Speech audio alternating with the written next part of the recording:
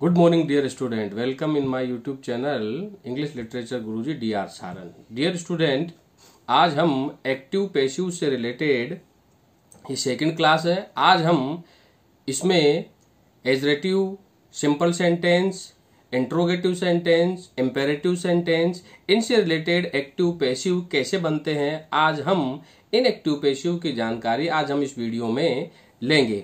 मैंने पिछले वीडियो में आपको एक्टिव टू पैसिव से संबंधित परिभाषाएं और इनके रूल्स के बारे में तुम्हें बताया था कि एक्टिव और पैसिव जो हैं वो किस तरह से बनाए जाते हैं।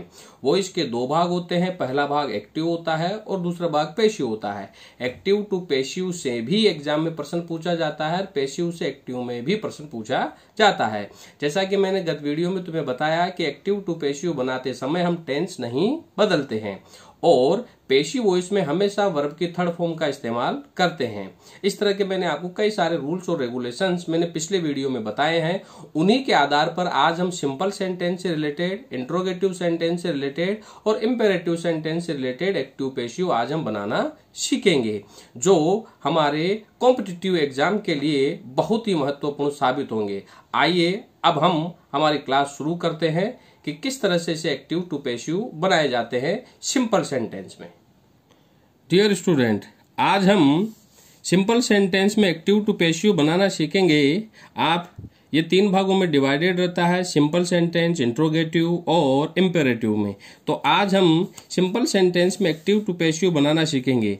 डियर स्टूडेंट, इसके कुछ रूल्स और रेगुलेशंस होते हैं जो हम यहाँ पर समझने की कोशिश करेंगे। यहाँ पे मैं एक चार्ट बना रहा हूं, यह है एक्टिव वॉइस और यह है पैसिव वॉइस।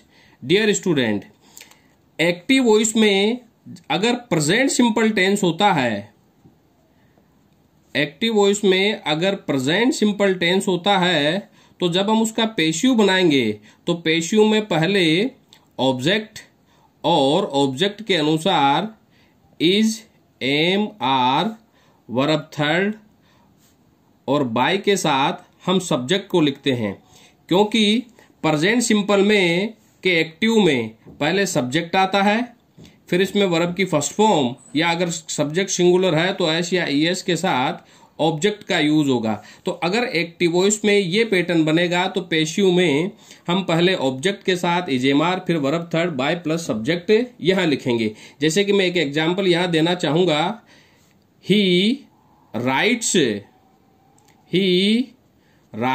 ए पोइम, वह एक कविता लिखता है। ये एक्टिव वॉइस का सेंटेंस है। अब हम इसका पैसिव बनाने जा रहे हैं, तो जब हम इसका पैसिव बनाएंगे तो पहले ऑब्जेक्ट लेंगे। तो यहाँ ऑब्जेक्ट है ए poem,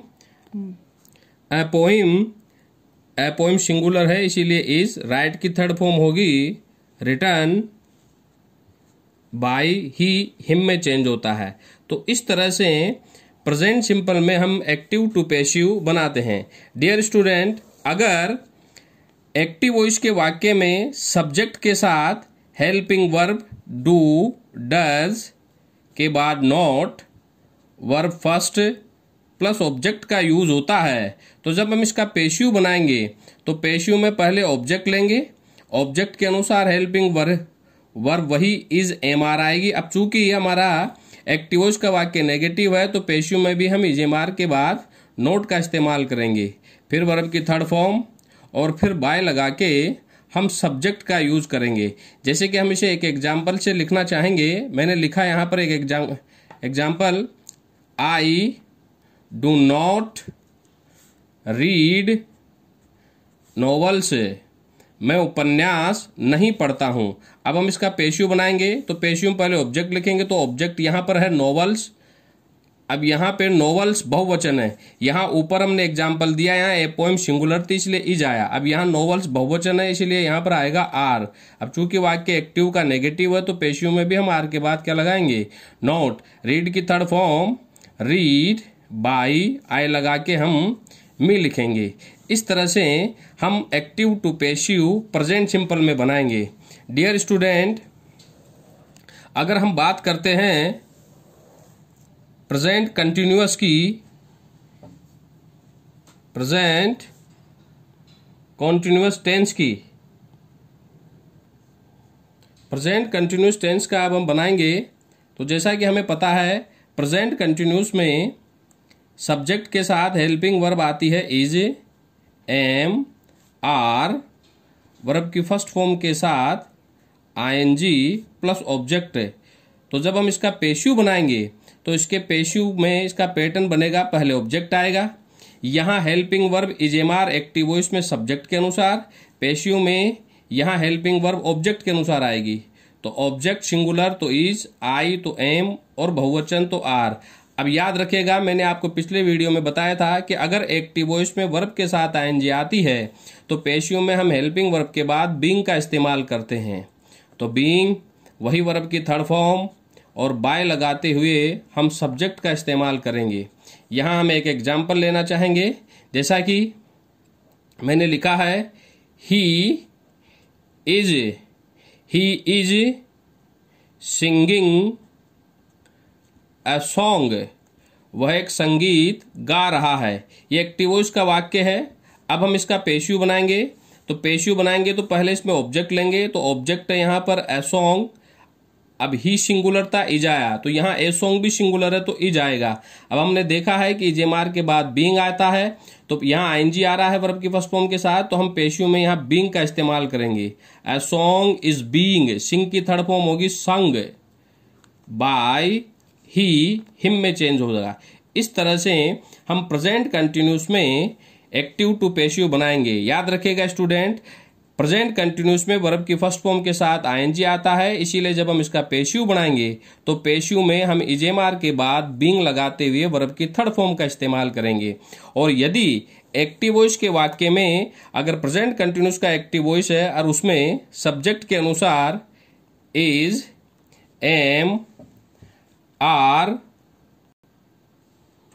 is, am, are, not, verb की फर्स्ट फॉर्म के साथ आईएनजी प्लस ऑब्जेक्ट का अगर यूज होता है, तो जब हम इसका पेशिव बनाएंगे तो डियर स्टूडेंट पेशिव में वही ऑब्जेक्ट के अनुसार यहाँ हेल्पिंग वर्ब आएगी इज, एम, आर।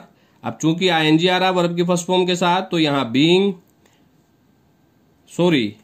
यहाँ पर हम इजेमार के बाद नॉट, फिर बीइंग, फिर वर्ब की थर्ड फॉर्म और बाय लगा के हम सब्जेक्ट का इस्तेमाल करेंगे। क्योंकि ये वाक्य एक्टिव वॉइस का नेगेटिव बन रहा है तो पेशिव में भी हम इजेमार के बाद नोट लगाएंगे। जैसा कि हमने यहाँ सिंपल वाक्य में हमने यहाँ पर डू डज के बाद यहाँ एक्टिव वॉइस में नोट आया, तो पेशिव में भी हमने इजेमार के बाद यहाँ पर नोट का इस्तेमाल किया।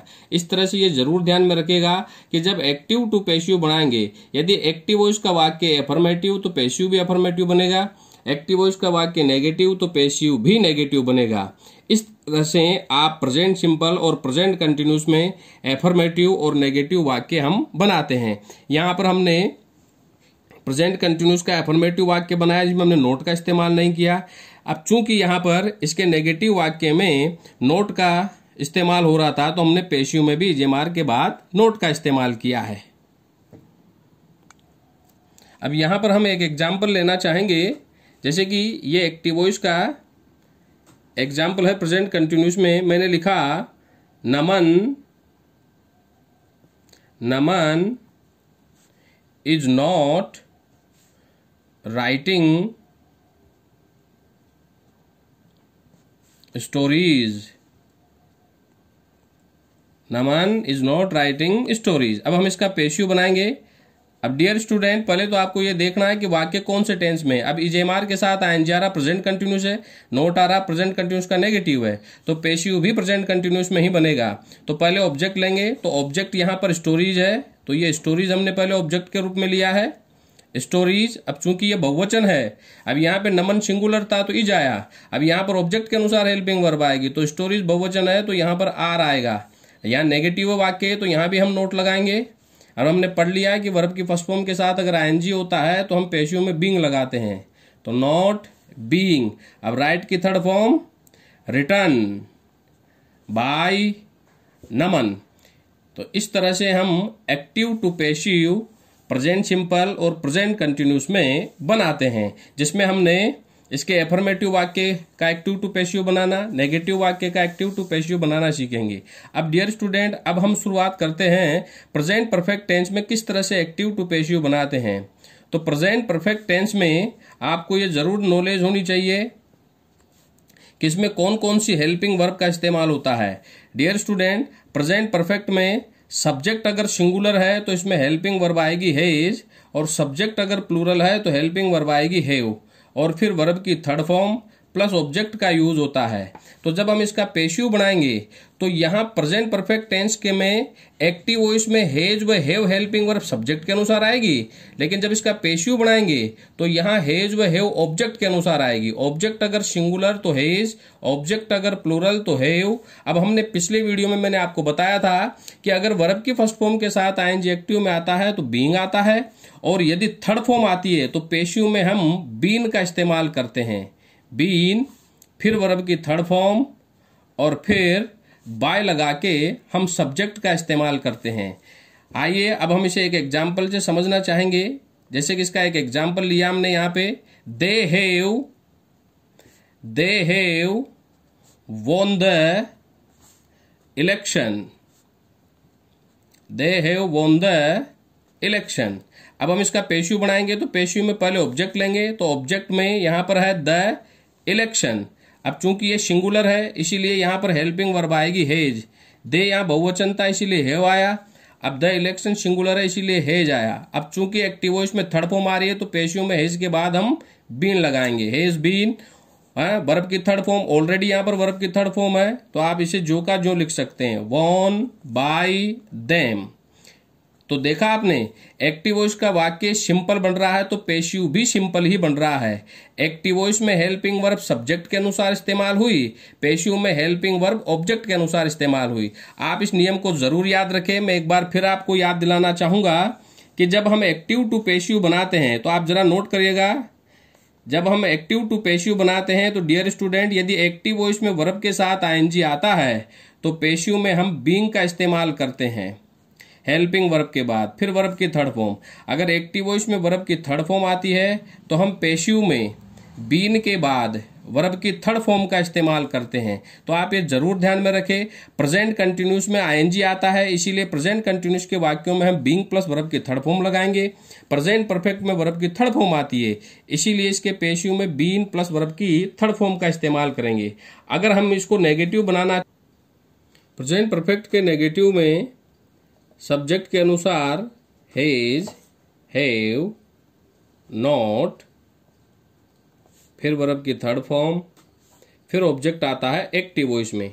लेकिन जब इसका पेशिव बनाओगे, अब ये नेगेटिव है तो पेशिव भी नेगेटिव बनेगा। तो ऑब्जेक्ट के अनुसार हैज, हैव, अब चूंकि नेगेटिव है तो यहां भी हम नॉट, बीन, फिर वर्ब की थर्ड फॉर्म और बाय लगाकर हम सब्जेक्ट का इस्तेमाल करते हैं। हम एग्जाम्पल लेना चाहेंगे अब इसमें। जैसे कि मैंने लिखा, they have not cancelled, they have not cancelled the programme. अब हम इसका पेशियो अगर हम बनाते हैं तब ये नेगेटिव, तो पेशियो में भी नेगेटिव बनेगा। तो यहां पर ऑब्जेक्ट लेंगे हम the programme, the programme singular है इसीलिए हम पहले हैज लेंगे, फिर नॉट, फिर बीन, कैंसल की third form cancelled by them. तो देखा आपने, एक्टिव वॉइस यदि नेगेटिव तो पेशिव भी नेगेटिव बनेगा। लेकिन प्रेजेंट परफेक्ट में आप ये जरूर ध्यान में रखिएगा कि यहाँ पर एक्टिव वॉइस में हेल्पिंग वर्ब सब्जेक्ट के अनुसार, पेशिव में हेल्पिंग वर्ब ऑब्जेक्ट के अनुसार इस्तेमाल होगी। और प्रेजेंट कंटिन्यूस में जेमार के साथ वर्ब की फर्स्ट फॉर्म के साथ आईएनजी आता है इसीलिए हम बीइंग का इस्तेमाल करेंगे। और प्रेजेंट परफेक्ट में थर्ड फॉर्म आती है इसीलिए हम बीन का इस्तेमाल करेंगे। तो इस तरह से प्रेजेंट सिंपल, प्रेजेंट कंटिन्यूअस और प्रेजेंट परफेक्ट में एक्टिव टू पेशिव बनता है। डियर स्टूडेंट, कभी भी प्रेजेंट परफेक्ट कंटिन्यूअस में एक्टिव टू पेशिव नहीं बनाया जाता है। डियर स्टूडेंट, जैसा कि आज इस वीडियो में हमने प्रेजेंट सिंपल, प्रेजेंट कंटिन्यूअस और प्रेजेंट परफेक्ट में एक्टिव टू पेशिव बनाना सीखा है। आप ये जरूर ध्यान में रखें कि एक्टिव टू पेशिव में टेंस नहीं बदलता है। हम डायरेक्ट से जब इनडायरेक्ट नरेशन बनाते हैं तब इसमें टेंस को बदल दिया जाता है, लेकिन पेशिव में नहीं बदला जाता है। जिस तरह से मैंने आज आपको प्रेजेंट सिंपल में एफर्मेटिव नेगेटिव सेंटेंस का एक्टिव टू पेशिव बनाना बताया, प्रेजेंट कंटिन्यूस में हमने एफर्मेटिव नेगेटिव सेंटेंस बनाए, और प्रेजेंट परफेक्ट में हमने एफर्मेटिव और नेगेटिव सेंटेंस बनाए। आप इनका अभ्यास जरूर करें, और इनसे संबंधित किसी भी तरह की कोई समस्या आप कमेंट बॉक्स में जरूर लिख करके बताएं।